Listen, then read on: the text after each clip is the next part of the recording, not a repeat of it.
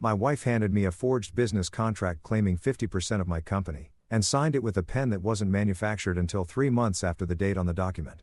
The judge laughed out loud in open court. If you've never watched a courtroom morph into a comedy stage, count yourself lucky, you probably still believe the legal system makes sense. I gave up on that belief around the time my almost ex-wife, Sabrina Hart, sauntered into the room like she was about to headline in Vegas. Her face wore that smug, already won expression. She had on a designer dress worth more than my old car, and enough perfume to clear out an entire neighborhood. She sat down across from me, head tilted upward, radiating arrogance in a $3,000 outfit. I could basically hear her thinking, finally, I'm getting what's owed to me. Spoiler, she got something, just not what she was expecting. Then there was her attorney. This guy looked like he rehearsed his courtroom lines in the bathroom mirror every single morning, perfectly gelled hair, an even glossier suit, and a voice dripping with self-importance, like he belonged on a news documentary. He rose to his feet, gave a theatrical throat clear, and declared, "Your Honor, my client has carried the emotional weight of this entire marriage." I nearly choked on my coffee. Emotional weight. This was a woman who once burst into tears over a slow Wi-Fi signal. She treated tiny annoyances as full-blown catastrophes. Part of me wanted to jump in and say, "Objection, Your Honor, he's mixing up emotional weight with drama queen and heels." But I held my tongue. There was no reason to interrupt the show. I just sat back, sipping that terrible courthouse coffee like it was aged whiskey, and let it all play out. And then it happened. Sabrina rose, clearly in her happy place. Overly dramatic, voice cracking on cue, just enough tremble to seem pained but never enough to smear her lipstick. "Your Honor," she said, "I've held on long enough. I'm finally going to live off his money, the way I deserve." Instantly, the courtroom shifted from silent to full-blown reality TV energy. Somebody gasped out loud. Somebody else applauded. A guy at the back muttered, "This beats Judge Judy." Even the bailiff glanced up from his crossword. Meanwhile, I just sat there, calm as could be. Not angry. Not hurt. Just entertained. I'd spent months getting ready for this exact moment, gathering receipts, statements, and one small surprise that would turn her award-worthy speech into a blooper reel. I let her finish her sob story. She waved her arms around like she was leading a tragic symphony. When she hit the line, "He emotionally abandoned me," I almost asked if she meant the time I skipped her cousin's vision board get-together. Emotional abandonment, please. Judge Wong, a patient-looking woman, kept fixing her glasses like she couldn't decide whether she was overseeing a divorce hearing or hosting open mic night. Every few seconds she'd flick her eyes between Sabrina and me, probably wondering how I hadn't lost my mind yet. Sabrina's lawyer kept laying it on thick. "Your Honor, my client gave this man her best years." I wanted to point out she's 32, her best years are basically still in draft mode. But I bit my tongue again. I didn't even flinch when he called her my emotional support system. Maybe my eye twitched a little, though. Emotional support, she once told me, "Babe, I can't hear about your bad day, I'm recharging." Then it was finally my turn. My lawyer gave me a subtle nod. "You good?" I smiled, cracked open the brown envelope sitting in front of me, and leaned toward the judge to whisper, "Ma'am, before I say anything, could you check the date beside her signature?" That single sentence changed the whole trajectory of the hearing. Judge Wong looked puzzled but intrigued as she took the paper. Sabrina stared at me like I'd suddenly started speaking a dead language. Her lawyer leaned in, probably hoping I'd just handed over an expired parking violation. As the judge turned the page, I leaned back and folded my hands. There was nothing left for me to say. The silence in that room practically crackled. You could almost hear Sabrina's confidence leaking out like air from a party balloon. While she panicked, I found myself thinking back to how we ended up here. Because 3 years earlier, I genuinely believed she was the one, the woman who cracked me up, who cooked, reheated, who smiled like she really meant it. And now here she was, trying to convince a judge she was some kind of saint with a shopping problem. Her lawyer had actual sweat beading on his forehead, his gelled hair was losing the fight. Your Honor, this might not be pertinent," he stammered. Judge Wong lifted a finger. "Let me finish reading, Mr. Lewis." The whole room was locked in. Even the court reporter seemed to be typing faster just to keep pace with the drama. I watched confusion spread across Sabrina's face like poorly blended foundation. She knew something had gone wrong. I gave her a small, gentle smile, enough to let her know the script had flipped. Then it came. The judge's eyes went wide, just slightly. She glanced from Sabrina, to the document, and back again. The pause stretched on. Finally she asked, "Mrs. Hart, are you aware of the year this document was signed?" Sabrina straightened, confidence restored.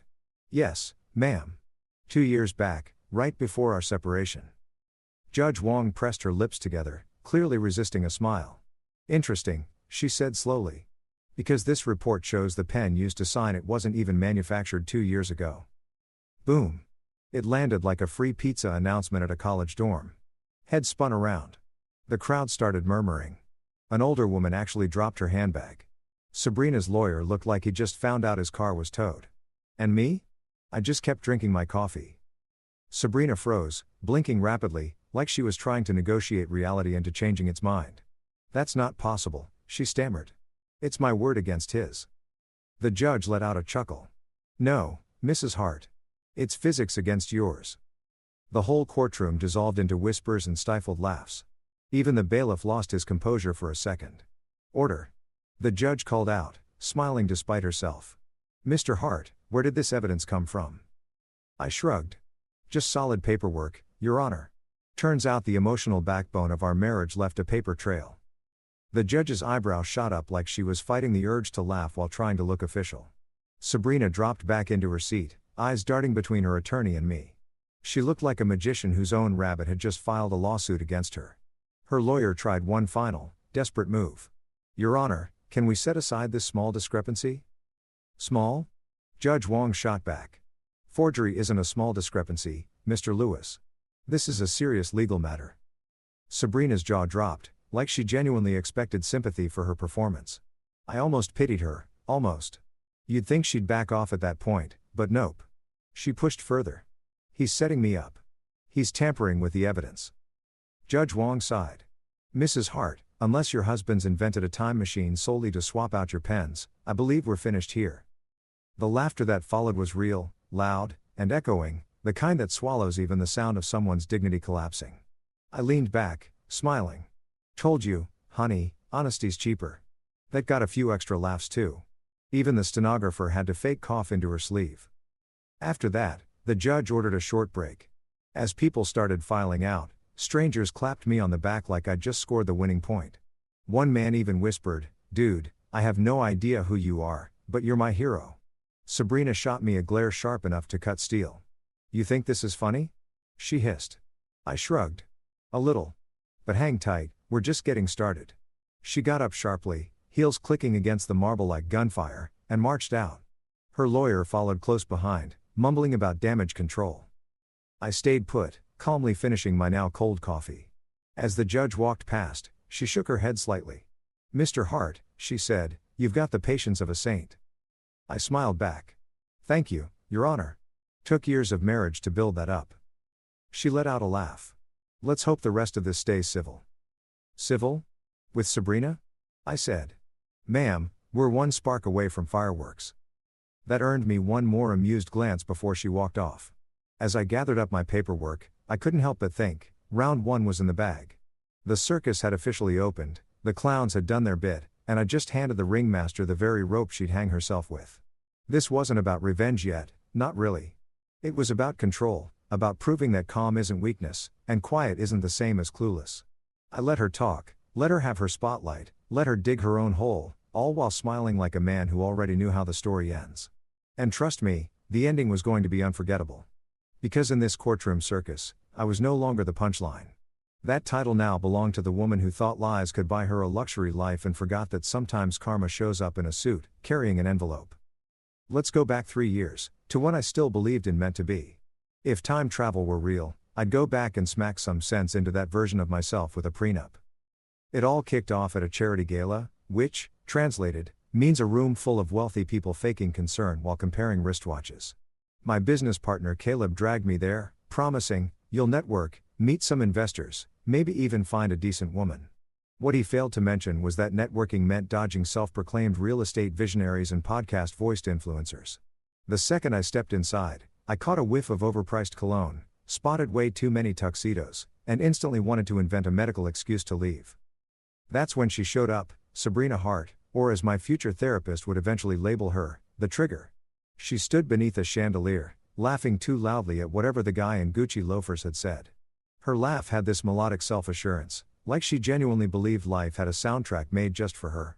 She wasn't there to donate, she was there for free champagne and photo ops with anyone who owned a yacht. I remember thinking, she's stunning. Probably dangerous. A perfect combo. Her gold dress caught the light every time she moved, like even the lighting was working overtime for her. If confidence had a currency, she'd already be a billionaire. She noticed me staring, apparently my brain had checked out temporarily, and smirked. "You look bored," she said, walking straight toward me. "I'm plotting my exit strategy," I said with a smile. She laughed like I was the funniest guy she'd ever met. Looking back, that should have been red flag number 1, nobody finds me that hilarious. At the time, though, I thought, finally, someone who gets me. Turns out what she really got was my attention, my trust, and eventually my bank account. We started chatting, and within minutes I was completely hooked. She was sharp, magnetic, and impressively skilled at faking interest. I mentioned I worked in finance and ran a few companies. "I love ambitious men," she said. I should have heard a cash register ring right there. She described herself as a lifestyle consultant, which, translated, means she doled out unsolicited advice and somehow got paid for it. "I help people become the best version of themselves," she explained. I nodded along, pretending to follow, all while thinking, so, Instagram but with invoices. We spent the rest of the evening talking travel, coffee habits, and childhood dreams, although hers all circled back to wealth. She described her exes like she was leaving Yelp reviews. "They just couldn't keep up," she said. "I move pretty fast," I joked. That, apparently, was the hook setting itself. The night wrapped up with her scribbling her number on a cocktail napkin like a scene from an old rom-com. "Text me," she said, "before you forget my face." I thought, she's different. Spoiler, she wasn't.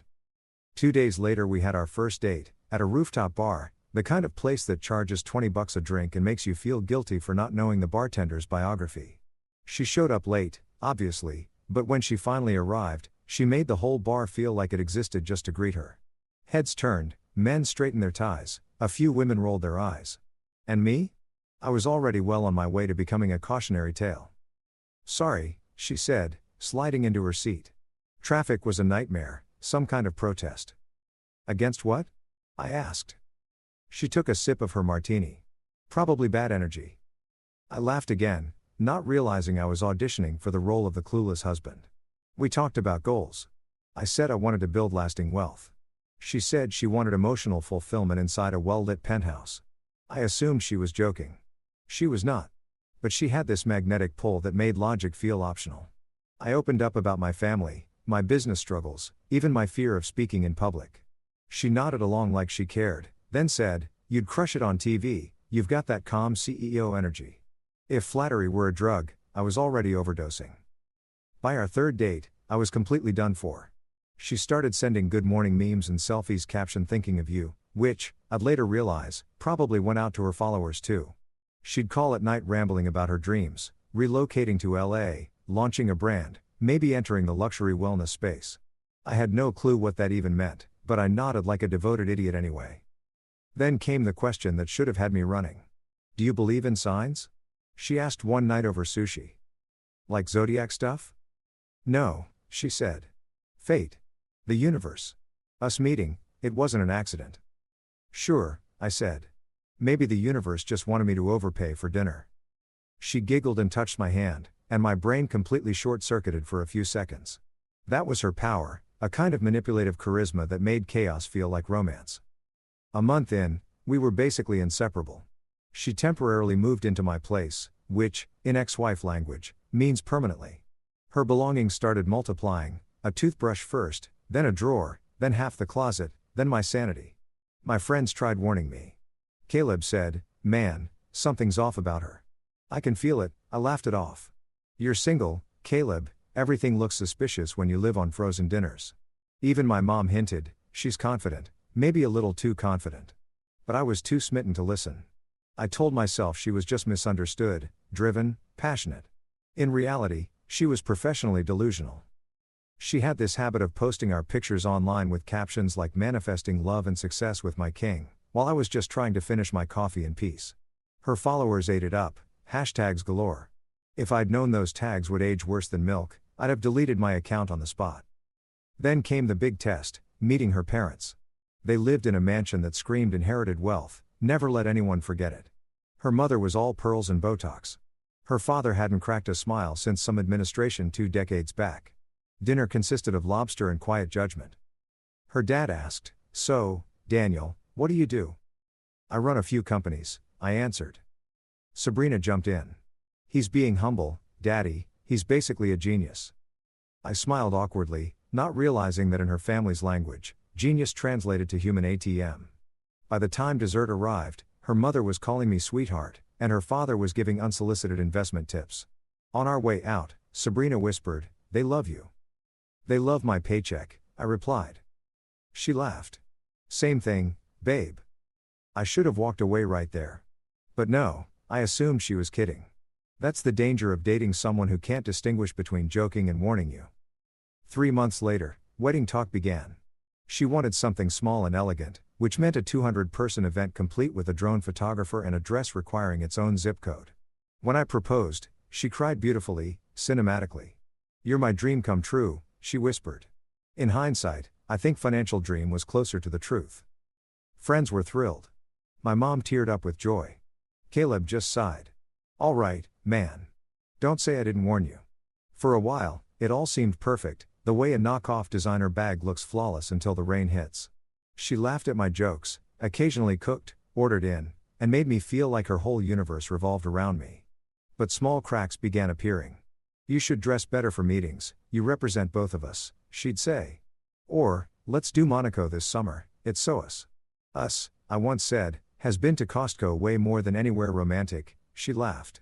Exactly, balance. Her charisma was addictive, but underneath it there was a constant hum of entitlement. She didn't want a partner, she wanted a platform, and I was the perfect launch pad. Still, I brushed it off, because love, as they say, makes you blind, foolish, and financially reckless. The night before the wedding, she texted, "This is the happiest day of my life." I should have replied, "Same, for now." Instead, I sent a heart emoji. And with that, I sealed my fate, not with a kiss, but a swipe. Because love at first sight might be rare, but love at first swipe is often just the opening scene of a very expensive comedy. Our wedding day, on the surface, looked like a fairy tale. Every detail screamed romance. But listen a little closer, and you'd hear stress, panic, and someone whisper yelling, "Find the florist before Sabrina commits a crime." The ceremony took place at a lakeside estate she'd discovered through some influencer's blog. There were white roses, chandeliers dangling from trees, and a champagne tower big enough to feed a battalion. Her idea of timeless elegance apparently required a drone filming our slow-motion walk down the aisle. My only responsibility was to show up, smile, and keep my blinking to a minimum for the cameras.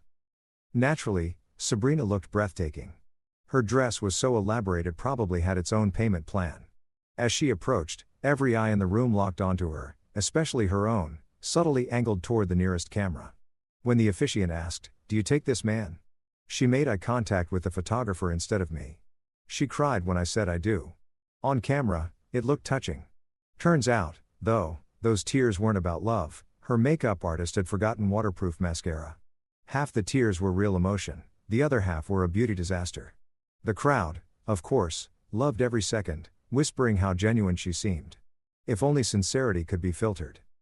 The honeymoon was her pick, Paris, obviously. For the culture, she claimed, though by culture she meant designer shopping and croissant selfies. I wanted museums and real food, she wanted flattering lighting. Our first fight happened outside the Louvre when I suggested skipping the line. "Daniel," she said, clutching her purse like it was a fragile pet, "we can't skip the Louvre. How else will people know we were here?" "Maybe the plane tickets?" I offered. She glared at me as if I'd insulted her bloodline. "You don't get it. It's about the experience." "The experience of standing in line for 3 hours?" "Yes," she said. "It's about the vibe." That's when it hit me, my wife didn't experience life, she curated it. Every meal, outfit, and photo had to pass an aesthetic test. If the coffee foam looked wrong, she'd send it back. If the Eiffel Tower lighting was off, we'd try tomorrow.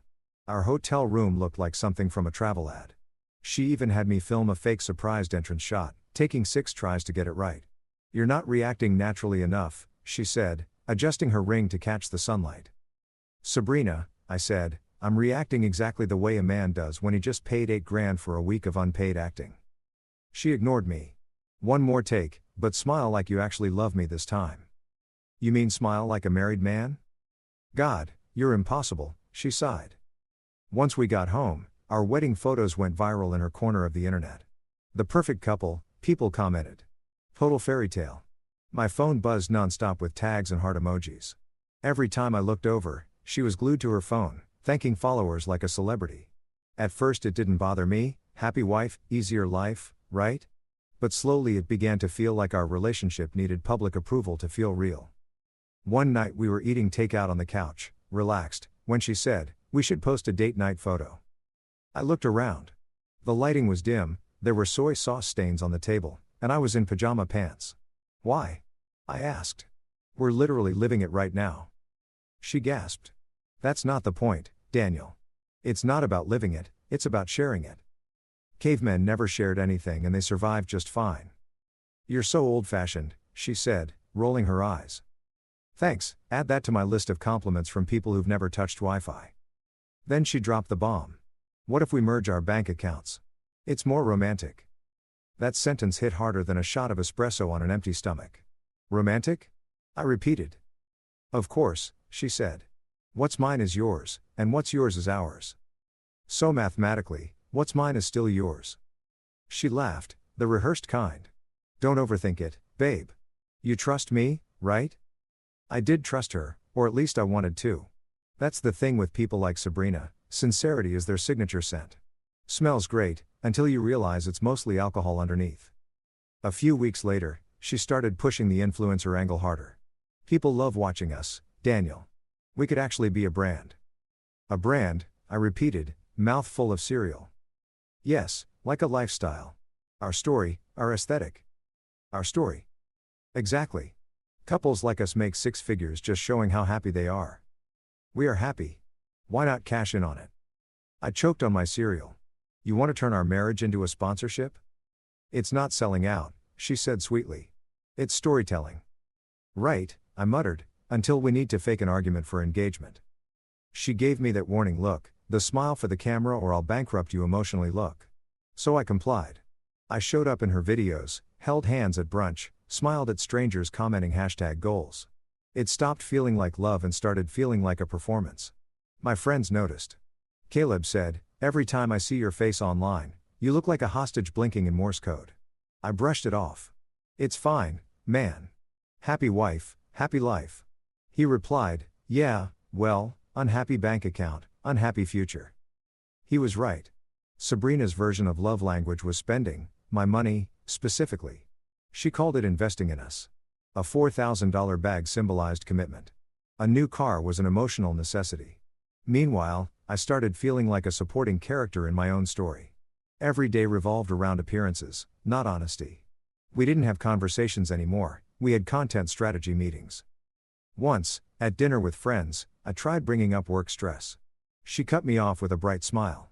"Ignore him, guys, he's just dramatic during Mercury retrograde." Everyone laughed. I forced a smile too, quietly shrinking on the inside. There's something strange about being adored in public and dismissed in private. By year one, cracks had spread beneath the highlight reel. Our arguments became a regular series. "You're never present," she'd say. "I'm literally right here," I'd argue. "Physically, sure. Emotionally, you don't react to my captions anymore." "Captions?" I blinked. "Exactly," she said, as though she'd made an unbeatable point. Even her followers noticed the shift. "You guys aren't posting much, everything okay?" We weren't. But the performance had to continue. Then came the breaking point. I came home early one afternoon and found her surrounded by ring lights, posing in a silk robe, fake crying into a wine glass. "Sabrina?" I said. "You okay?" She jumped. "Daniel, you're not supposed to be home yet." "What's happening?" She sniffled dramatically. "It's for a post. Healing after heartbreak, self-love journey. We just had lunch together an hour ago." She shrugged. "It's called engagement, Daniel." That's when I finally saw the truth clearly. This wasn't a marriage, it was a marketing campaign. That night, lying beside her, scrolling through her latest raw and emotional post, I noticed a comment that summed it up perfectly. "Wow, you're living every girl's dream." And there it was, the cruel irony. To strangers, she was a fantasy. To me, she was a subscription I couldn't cancel. Still, I smiled, because part of me still believed maybe things would change, that something real could exist beneath the filters. I didn't yet realize the only real thing in our marriage was the debt piling up behind it. Marriage teaches you plenty, patience, compromise, the exact moment love turns into arithmetic. Specifically, the moment you start counting credit card charges and questioning whether forever was supposed to come with monthly interest. It began on an ordinary Tuesday. Funny how disaster always seems to prefer the least dramatic day of the week, just boring enough that you let your guard down completely. I was sipping coffee, scrolling emails, feeling almost normal, when a fraud alert popped up from my bank. My chest tightened.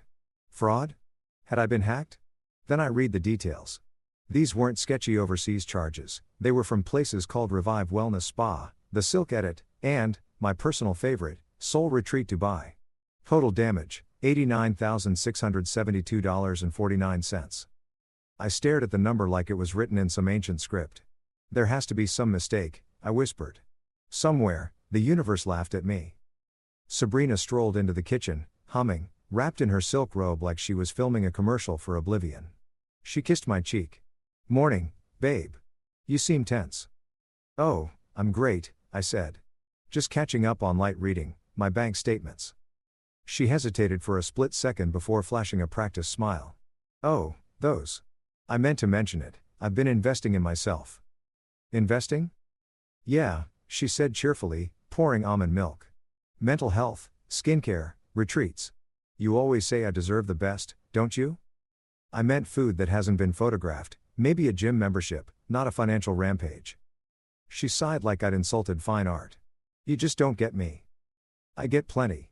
What I don't get is how you managed to burn 90 grand in 3 months. She waved a manicured hand. You're being dramatic. It's not like I bought a car. You basically bought 3 cars worth of spa visits.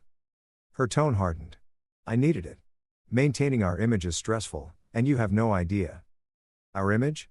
I repeated. You mean your Instagram feed? She crossed her arms. That's unfair. I leaned back, trying to hold on to my calm. Fair? You spent almost 6 figures without a word to me. That's not marriage, Sabrina, that's embezzlement with a wedding album attached. She scoffed. You make good money, what's the issue? The issue, I said, is that this is a business fraud dressed up as a love story. She rolled her eyes. I'll pay you back once my skincare line takes off. I actually burst out laughing. Your skincare line, the one with no products, no customers, and no license? You're so negative, she snapped. No, I'm being realistic. Big difference. She stormed off, slamming the bedroom door like an exclamation point. I sat there with my coffee, wondering if it was too early to switch to whiskey. Later that evening, I found her cross-legged on the bed, surrounded by receipts and a color-coded vision board, Sabrina Heart Beauty, a brand for women who deserve more, written across the top in gold marker. More what? I had no idea. She glanced up like a kid caught explaining away a house fire. I've been manifesting abundance, she said. My platform's about to become a movement. I pressed my fingers into my temples. Sabrina, your platform runs entirely on my money. She ignored that. Once my followers see how confident and empowered I am, they'll want whatever products I use. That's not a business model, that's just vibes. Not yet, she said brightly. That's why I needed the retreat, to realign my energy. Ah, I said. Of course. You can't build a business without realigning it in Dubai first. She smiled, mistaking my sarcasm for support. It wasn't. For the next several days I tried to stay calm, telling myself she was simply impulsive and would eventually learn. Love has a way of making you delusional, convincing you that warning signs are just passion in disguise. But the credit card statements kept rolling in like horror movie sequels. 12,000 at one wellness center, another 8,000 somewhere called Luxterm. 5,400 at a place called Vogue Spirit Academy, some kind of Ivy League for narcissists, apparently. By the second week, disbelief had curdled into quiet fury. I stopped fighting and started strategizing. I called Daniela Cruz, my college friend and lawyer, sharp, composed, the type who could dismantle someone's ego without raising her voice. Daniel, she said after hearing everything, she's not just careless, she's calculated. Calculated? I said. She can barely spell receipt. That's the mask, Daniela replied. She's testing limits. Once you tolerate one financial mess, she'll escalate. Watch her next move closely. Sure enough, the next move arrived. A few nights later, Sabrina slid into bed with that fake soft voice she reserved for asking favors. "Babe," she whispered, "you seem so tense. You should relax." "I'd relax if my money would stop vanishing." She laughed. "You're making this bigger than it is. Sabrina, we're one purchase away from bankruptcy." She kept twirling her hair, unfazed. "What if we opened a joint account, to make budgeting simpler?" "Simpler for whom?" "For both of us," she said. "You're always busy, let me take care of the day-to-day stuff. Bills, shopping, spa visits." "You just listed spa visits as a daily expense?" "Self-care is survival, Daniel." I took a slow breath, drawing on whatever patience I had left. "If we merge accounts, we'll be self-caring our way into foreclosure." She pouted. "You don't trust me." "I want to. But I just watched you financially raid my credit limit." "You're cruel," she said, lips tight. "No," I said quietly. "I'm awake."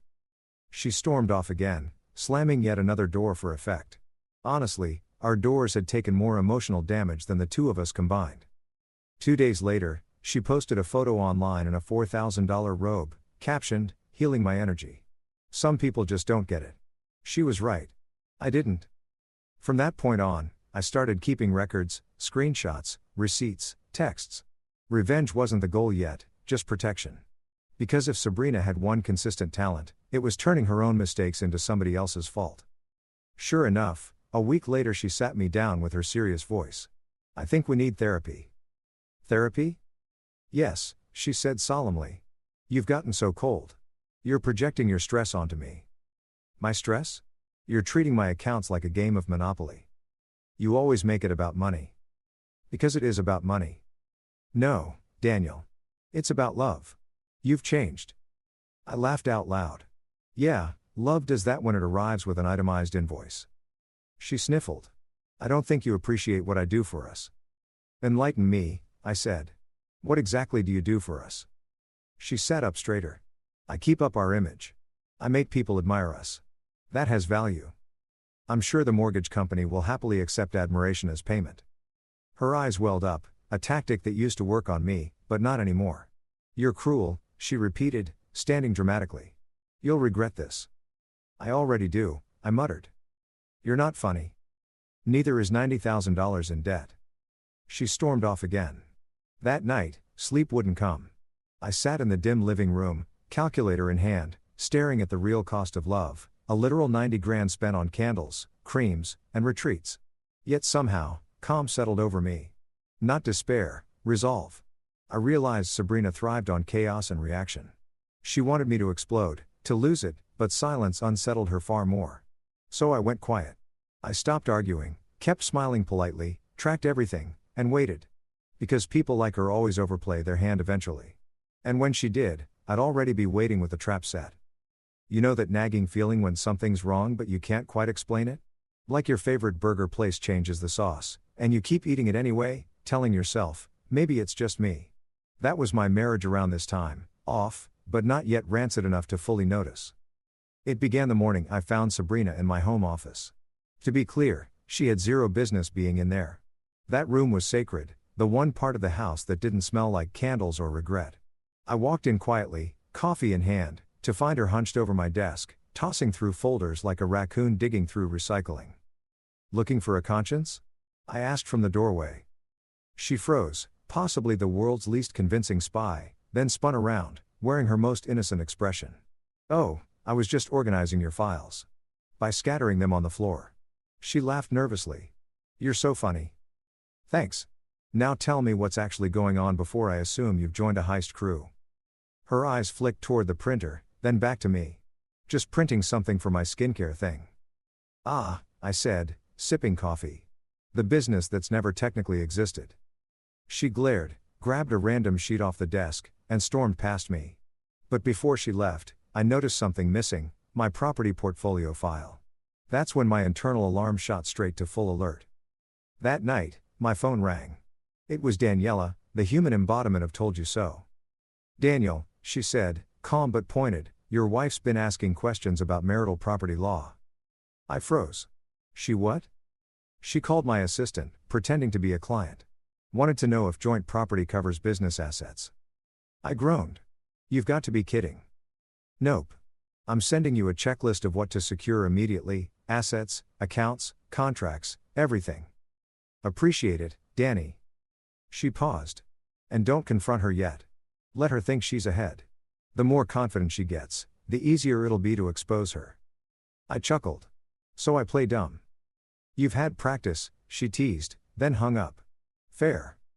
That night I pretended to watch Netflix while mentally calculating just how far Sabrina might take this. This was the same woman who cried over a broken nail like it was a tragedy. Now she was rehearsing for a true crime special. Over the next few days, her behavior shifted. She became overly sweet. Breakfast in bed, random compliments, that fake giggle she used when softening me up. You've been working so hard, babe, she cooed. You deserve a break. Oh really? What's the catch? Can't a wife just spoil her husband? Not when the last thing you spoiled was my credit score. She rolled her eyes and returned to making avocado toast like she was on a cooking show audition. I had to admit, she was a talented performer.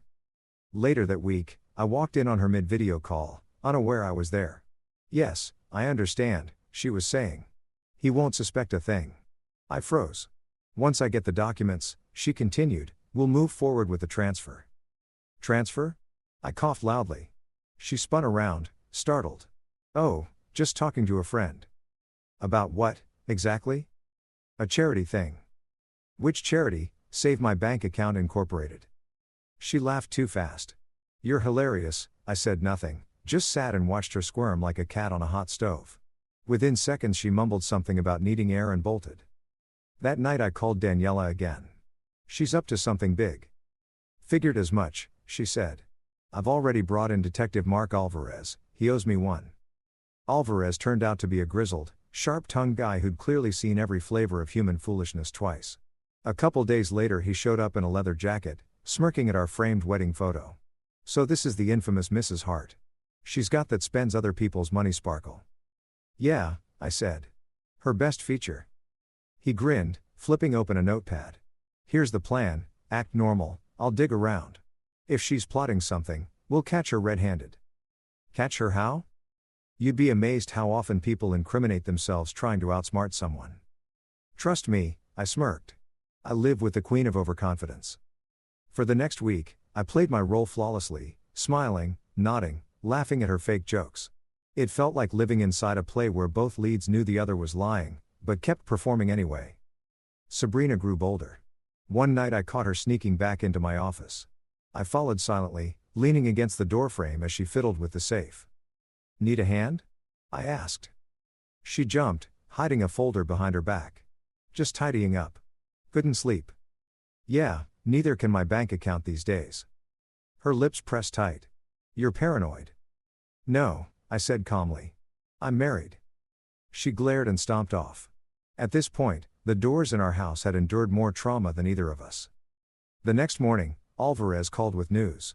She's been talking to a lawyer specializing in asset reallocation, meaning she's figuring out how to claim your company assets, probably assuming you're too oblivious to notice. I laughed bitterly. She really thinks I'd let her near my company. Narcissists believe two things, he said. Their own genius, and everyone else's stupidity. Fair enough. So we laid the trap. I left fake documents in my office, dummy contracts, fabricated bank records, even a fake account labeled joint property transfer. Convincing enough to tempt her, harmless enough not to blow up in my face. Within days she took the bait. I walked in one evening to find her grinning like she'd found the last slice of cake. What's that? I asked casually. Nothing, she said, tucking the folder under her arm. Organizing things. Sure. That night I called Alvarez. She took it. Perfect, he said. Let's see where she runs with it. The next day, while I was at work, Alvarez followed her. He sent a photo that twisted my stomach, Sabrina, sitting across from her lawyer at a cafe, holding my fake papers. She's planning to file soon, he texted. Claims she has proof you agreed to joint ownership. I couldn't help but laugh. The woman who once Googled how to boil water was suddenly a legal strategist. That night, when she got home, I stayed calm. Hey babe, I said. How was your day? Just errands, she said, smiling too brightly. Productive, mostly. Good. I love when you're motivated. She blinked, surprised at my composure. You're not upset? Why would I be? You're investing in us, right? Who am I to interrupt progress? Her smile flickered just enough to satisfy me. Over the following week, I let her build her little empire of deceit. She made copies, consulted advisors, probably imagined herself owning a villa off my money. Meanwhile, every call was recorded, every email logged, every document timestamped by Alvarez's team. Watching her was like watching someone drive toward a cliff while shouting, "I've got this." By the time Daniela had gathered everything, the evidence was airtight. "She's finished," Daniela said, handing over a sealed folder. "All we need is for her to actually submit it." I smiled. "Oh, she will. She loves an audience too much to resist." Right on cue, 2 days later, Sabrina walked into the preliminary hearing, confident, radiant, and completely unaware that the pen she'd used to forge my signature was about to end her. There are moments when you realize your spouse isn't just dramatic, they might be prepping for a true crime documentary. Mine came on a Thursday morning at exactly 9:42, when Sabrina walked into the living room holding a stack of papers thicker than her sense of ethics. She was humming, beaming, wearing that smug expression that said, "I've just solved world peace," but actually meant, "I'm about to do something incredibly stupid." "Sweetheart," she began, dropping the folder on the coffee table, "we need to talk business." That sentence alone should have come with a warning label. I glanced up from my laptop. Business? As in the skincare empire that exists solely on Canva? She ignored the jab and perched on the couch like she was negotiating a corporate merger. "Remember signing this?" she asked, sliding the papers toward me. I frowned. "You'll have to be specific. I've signed a lot of things in this marriage, receipts, apologies, emotional truces." She gave a rehearsed laugh and tapped the page dramatically. "This one, our business partnership agreement. Signed 6 months ago." I blinked. "Partnership agreement?" "Yes. Remember? You wanted to help finance my company, so you became a 50% shareholder." "Interesting," I said slowly, "because 6 months ago you were realigning your chakras in Cabo, and I was paying for it from Chicago." Her smile flickered. "You must have forgotten. It happened over dinner. You'd had wine." "Ah, right after I crowned you Queen of Narnia." Her face tightened. "You're not taking this seriously." "Oh, I am," I said, flipping through the pages. "Because unless I've developed sudden memory loss, this signature," I pointed, "isn't mine." She crossed her arms. "You're accusing me of forging your name?" "No," I said, smiling thinly. "I'm complimenting your handwriting." She hesitated, then smirked like she'd already outplayed a toddler. "We'll see what the judge thinks." There it was, the line confirming she'd rehearsed this whole act. I studied her, amazed by how calm she seemed, considering she could barely fry an egg without calling her mother. And yet here she was, ready for a legal showdown. "All right," I said, standing. "Let's play along. Hypothetically, if I never sign this, which I didn't, how exactly do you plan to prove otherwise?" She smirked wider. "You'll find out." Then she sauntered out like a Bond villain in stilettos. The moment she left, I called Detective Alvarez. "Mark," I said, "you ever meet someone so dumb they loop all the way back to impressive?" He laughed. "What did she do this time?" "Forged my signature on a business contract." He whistled. "Bold. You're sure it's fake?" "Positive. The letter shapes are wrong, and the pressure looks like it was signed by a caffeinated squirrel." He laughed again. "Send it over. I'll have our forensic analyst take a look." Enter Maya Green, master of detail and proud owner of more microscopes than social contacts. Maya had a strange gift, identifying pen brands from ink density alone, basically forensic science for office supplies. Within a week, results came in that made me question whether Sabrina had ever handled an actual pen in her life. Maya called personally, thrilled. "Mr. Hart, you'll love this. It's forged." "Shocking," I said dryly. "How can you tell?" "For starters, the pen wasn't manufactured until 3 months after the listed signing date." I blinked. "So she forged my signature with a pen from the future?" "Exactly," she said cheerfully. "And the stroke pattern and pressure suggest a smaller-handed female writer, likely your wife." I laughed. "She forged my name badly." "Terribly. Rookie level." I thanked her, hung up, and called Mark. "We've got her." "Perfect," he said. "Now the fun part, don't tell her yet." So I didn't. I stayed cheerful, even overly so. Every time she pranced around rehearsing courtroom lines, I smiled like a fool. "Big week coming up," she said one morning.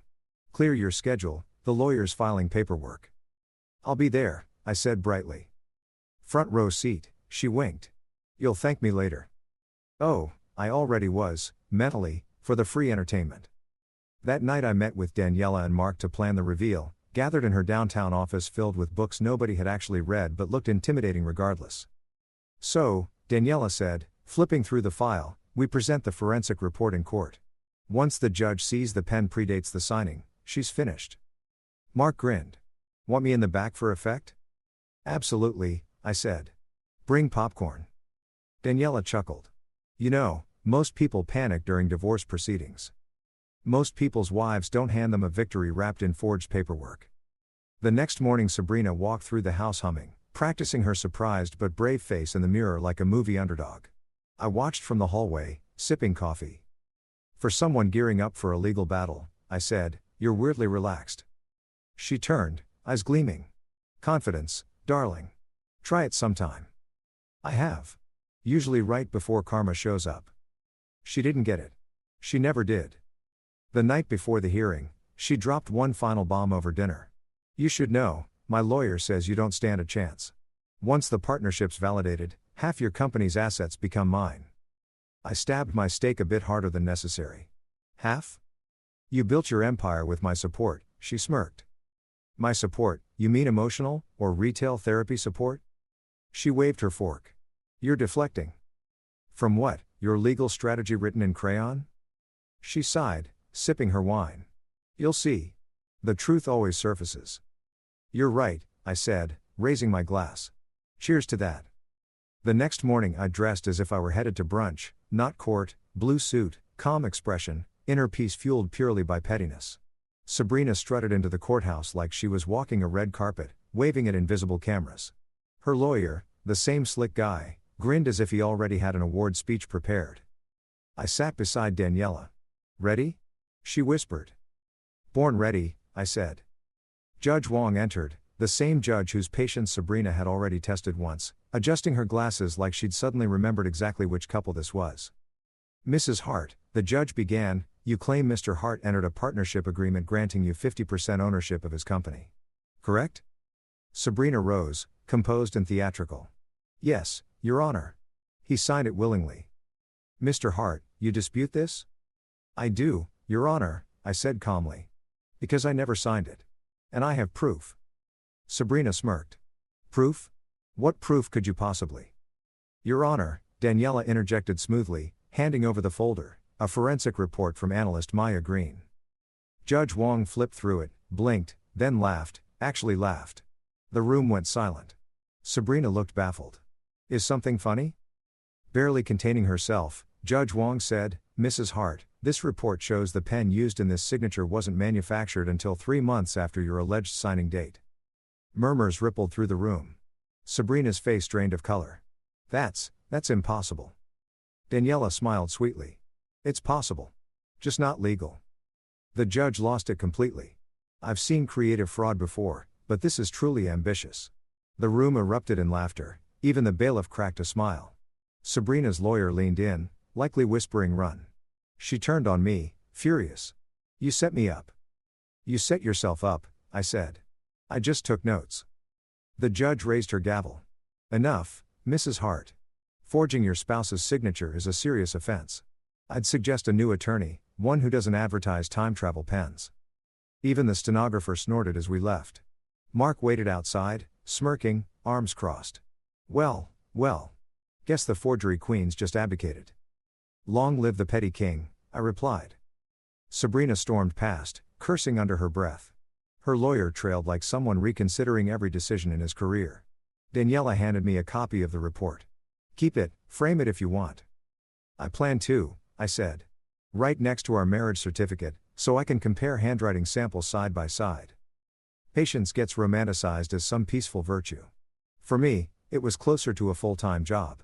After the forgery blew up in her face, you'd assume Sabrina might disappear for a while, maybe a silent retreat, or a book club for the delusional. Instead, she doubled down. She wandered the house like the misunderstood lead in a redemption story. Spoiler, no redemption arc was coming. Alvarez called it early. Let her think she's winning, he told me over coffee. Narcissists love an audience. If she thinks people are still watching, she'll keep performing. He wasn't wrong. Sabrina strutted around like she was auditioning for a reality show about regret.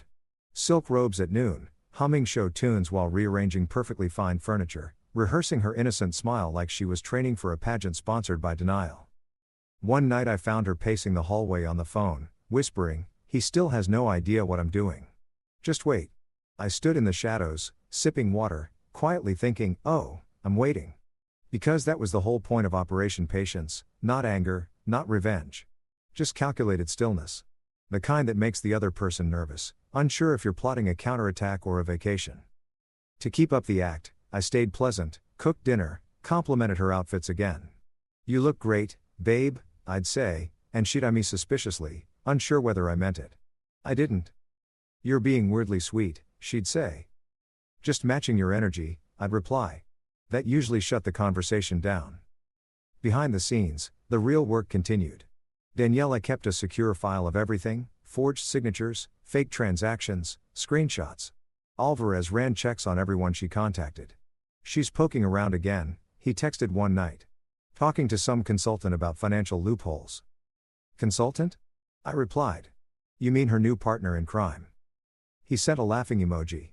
"Let her cook." So I let her cook, figuratively, since her actual cooking once left burnt sauce on the ceiling. Weeks passed. Sabrina grew more confident and careless, leaving receipts around, hinting about new ventures, dropping lines like, "You'll regret underestimating me." I'd just nod. "Probably." Meanwhile, mentally, I logged every lie, every half-truth, every unnecessary purchase. Patience wasn't just about waiting for her downfall, it was about handing her enough rope to tie her own knot. One morning she strolled into the kitchen in yoga pants and a blazer, her self-declared power outfit. "I've decided to get my own lawyer," she announced, pouring a green smoothie that looked like liquid jealousy. "Great idea," I said. "Make sure they're good with magic pens." "You're mocking me." "A little. Hard not to, given how your last legal move went." She stormed out, slamming the door hard enough to knock a picture frame loose. Alvarez called 10 minutes later. "She's meeting someone downtown, looks like another lawyer. Want me to let her spot me?" "Please," I said. "Make sure she sees you at least once." He laughed. "You're evil." "Efficient," I corrected. That evening she came home furious. "Were you having me followed?" I feigned confusion. "Why would I do that?" "Don't play dumb. I saw your detective friend at the cafe." "You mean the public cafe with terrible espresso?" "Definitely my top secret surveillance spot." She narrowed her eyes. "You're mocking me again. You keep making it too easy." She stomped off, muttering about karma and revenge arcs.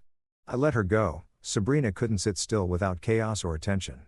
So I gave her both, the chaos of anticipation and the spotlight of my silence. By week 3, cracks started showing. Her once flawless routines got sloppy. Her captions turned passive-aggressive. "Some people think silence means power," she wrote once, "but sometimes it just means guilt." I laughed so hard I almost spilled my coffee, then showed Daniela. "She's unraveling," Daniela said, grinning. "Keep going. The calmer you stay, the faster she cracks." "Good," I said. "I've already got enough material for a Netflix miniseries." Then, right on schedule, she tried provoking me again. One Saturday morning, I was reading on the porch when she came out dragging 2 suitcases. "I'm staying at a hotel. I need space." "Perfect," I said, not looking up. "Great Wi-Fi there for your next scheme." "You're not even going to ask why?" "I already know why," I said, turning a page. "You need an audience that claps when you play victim." Her jaw dropped. "You're such an ass." "Maybe. But one with excellent credit." She stood there fuming, waiting for me to lose it. I didn't. That silence hit harder than any argument could have. Eventually she dragged her luggage down the steps dramatically. Once her car pulled away, I texted Alvarez. "She's gone." "Good," he replied. "Let's track where she ends up." Turns out she checked into a luxury hotel using my secondary card, classic Sabrina, stealing with flair. What she didn't know was that Alvarez already had alerts set on every account, so each transaction pinged us instantly. 3 days later he called. "You'll love this. She's meeting a guy named Vincent, her so-called consultant. Turns out he actually is one, of sorts." I'm scared to ask. Ex-con. Fraud record. Did time for forging documents. I laughed. She really has a type. Don't worry, he said. We've got it all documented. This case is basically gift-wrapped. By this point, Operation Patience had morphed into Operation Enjoy the Show. I'd go to work, handle meetings, and come home to Alvarez's updates like they were episodes of a soap opera. Subject met with Vincent, ordered wine, tried flirting her way into a business pitch. He even sent a blurry photo of her leaning across a table. Caption this, he texted. I replied, when your get-rich-quick plan involves someone still checking in with a parole officer. Even Daniela was enjoying the show. You're way too composed for someone in the middle of a divorce, she said during a meeting. I'm not divorcing a wife, I told her. I'm dismantling a con. By month's end, the pattern was obvious. Sabrina was building towards something bigger, maybe another forgery, maybe a lawsuit, maybe a tell-all interview about her abusive ex. Rewriting history was her specialty. That's when Daniela suggested we act. Let's finalize the paperwork, she said. We have everything. She won't see it coming. So we did. When the summons hit her hotel room, Alvarez said she looked like her circuits had blown. She called me a dozen times within the hour, leaving voicemails ranging from fake sorrow to genuine rage. Daniel, one began, dripping with practiced hurt, I can't believe you'd betray me after everything I've done for us. After everything she'd done, I thought, scrolling through that morning's charges, spa, boutique, champagne bar. My favorite voicemail was the last one. You'll regret this, Daniel. You can't embarrass me like this. I always end up on top. I played it on speaker while pouring myself a drink. Sure, sweetheart, I said to the empty room. But even the best performers eventually get cut from the show. The next morning I met Alvarez and Daniela at a cafe to finalize strategy. Alvarez slid over a folder packed with photos, receipts, and transcripts. We're ready, he said.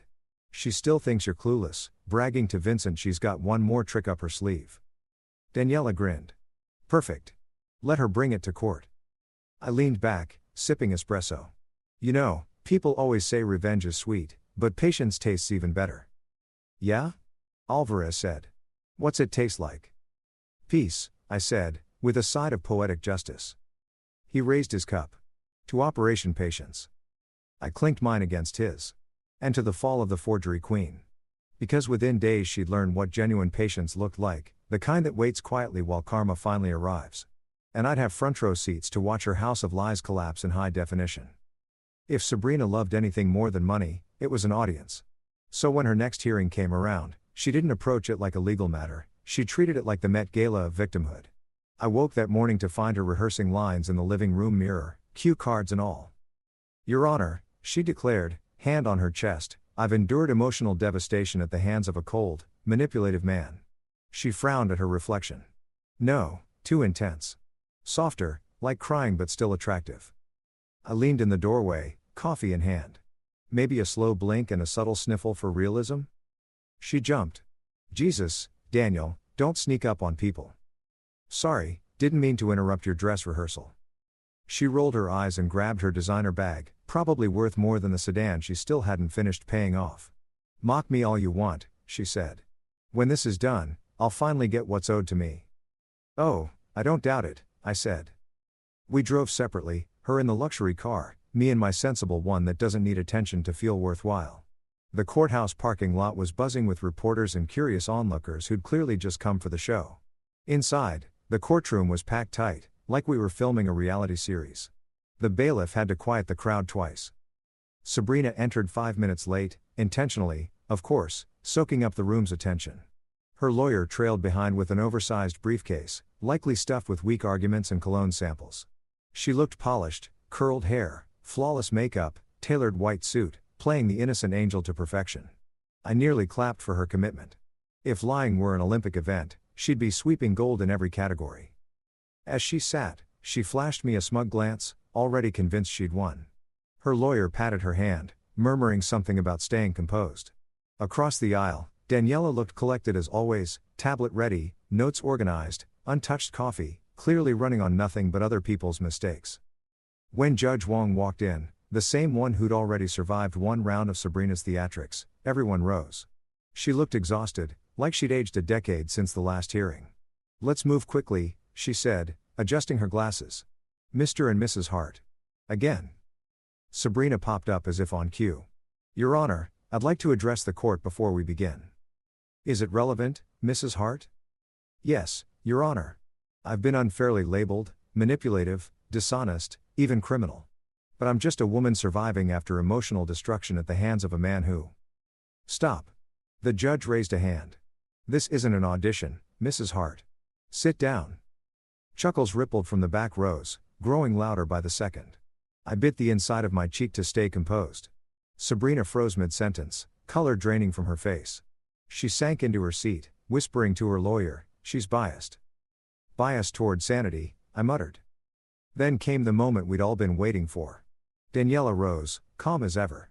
"Your Honor, I'd like to submit Exhibit B, the forensic handwriting report, along with documented communication between Mrs. Hart and a known fraud consultant." Sabrina's lawyer objected, his voice cracking. "Irrelevant, Your Honor." "Overruled," Judge Wong said instantly, already scanning the pages. Then it happened. A quiet laugh. Then she leaned back, shaking her head, and let out a full, booming laugh that made the bailiff flinch. "This," she said, still laughing, "is the most absurd fraud attempt I've ever encountered." The room fell silent, then erupted again with muffled laughter. Even the clerk cracked a smile. Sabrina looked mortified. "Your Honor, that's private evidence." "No," the judge said, still chuckling. "This is public embarrassment. According to this, the pen used didn't even exist when the signature was allegedly made. Did you borrow Doc Brown's DeLorean for this, Mrs. Hart?" The room erupted completely. People covered their mouths, shoulders shaking, a few wiping tears. Alvarez leaned forward, whispering, "New ringtone material." Sabrina's lawyer tried salvaging what was left.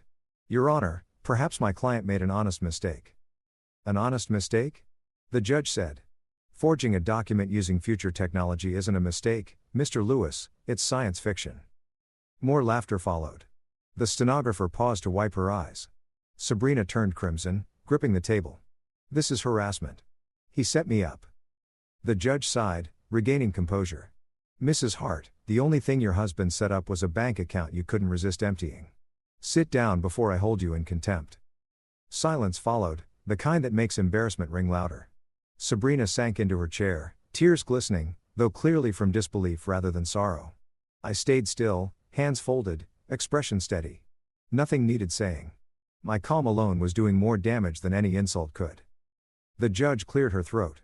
"Mr. Hart, you've shown remarkable patience. Would you like to speak before I rule?" I stood, straightened my jacket, and nodded. "Just one thing, Your Honor." "Go ahead." I turned to face Sabrina.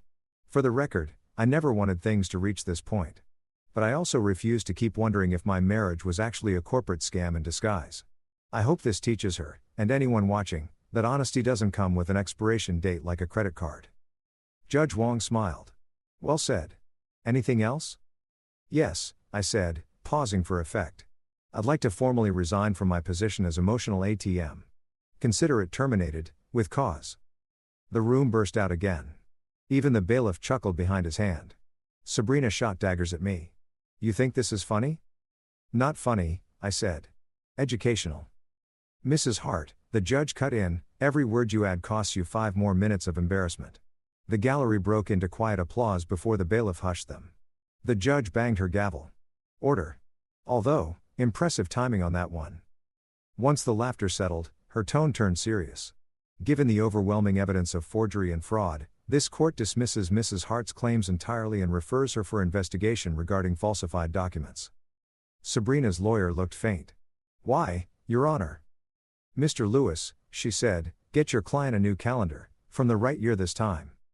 I'm fairly certain Alvarez almost clapped. The final gavel strike hit like a drumroll of victory. Case dismissed. "Mrs. Hart, you're free to go, though I suspect we'll see you again soon." Sabrina sat frozen, mouth slightly open, seemingly short-circuited. Her lawyer whispered urgently, but she wasn't listening, just staring at me. "You'll regret this," she hissed as the courtroom cleared. "Already do," I said, gathering my folder. "That's why we're here." When the bailiff cuffed her for fraud and forgery, Sabrina finally went quiet, which alone felt like a small miracle. As they led her out, she turned toward me, eyes brimming with that same entitled disbelief she'd worn since the day she first drained my credit card. "You'll regret this," she spat. I smiled. "Already do, sweetheart. That's why we're here." The gavel had barely stopped echoing before my phone erupted. Friends, reporters, even Caleb texting, "Bro, she actually tried a time travel forgery, and Netflix needs to hear about this." Outside, the sunlight felt different, lighter, cleaner, like the universe had finally cleared its conscience. Daniela high-fived me on the courthouse steps. Alvarez handed me coffee. "Next time, marry someone with fewer monologues," I laughed, real laughter, the kind that hadn't shown up in months. 6 months later, I sat in my new office, sipping espresso as my company's numbers climbed higher than ever. Peace suited me. No drama, no fake apologies, no self-care retreats billed to my card, just quiet wins and a bank account that finally belonged to me again. Sabrina was sentenced to 3 years. Apparently the judge wasn't swayed by artistic forgery as a legal defense. Her social media vanished almost overnight, and her fanbase went with it. Sometimes, late at night, I think of her, not with anger, just quiet amusement. The woman who once dreamed of living off my fortune now lives off taxpayers instead. And that infamous forged signature, the one that started her collapse, didn't just backfire. It brought her entire act crashing down for good.